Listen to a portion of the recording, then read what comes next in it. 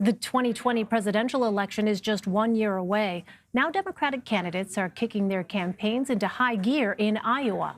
Over the weekend, candidates stumped across the Hawkeye State. CBSN political reporter Caitlin Huey-Burns has a look at the campaigns that are gaining ground there and those that are starting to slip. With 3 months to go before the Iowa caucuses, Democrats are feeling the crunch. Hello, Iowa Democrats. Some campaigns are surging. Thank you, Iowa Democratic Party. Others are reshuffling. I'm all in Iowa. I'm all in. And one is packing it up. We do not have the means to pursue this campaign successfully.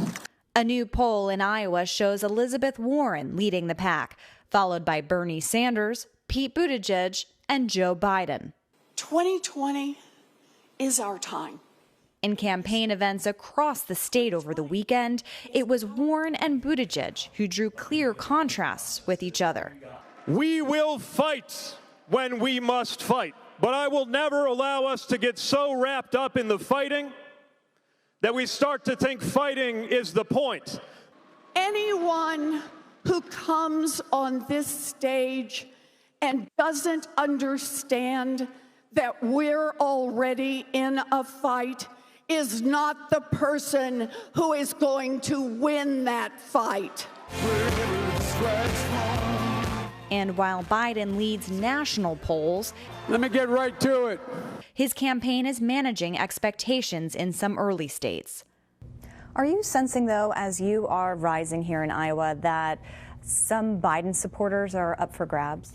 You know, it's hard for me to know exactly where we are in the rankings of different voters with so many competitors. And again, I'm conscious that I'm competing with the most diverse and perhaps formidable field of candidates ever to come forward. What I do know is that I think we got a message that can reach a lot of different kinds of voters. I like Joe Biden a lot. He was a wonderful vice president, but I think it's time for a change.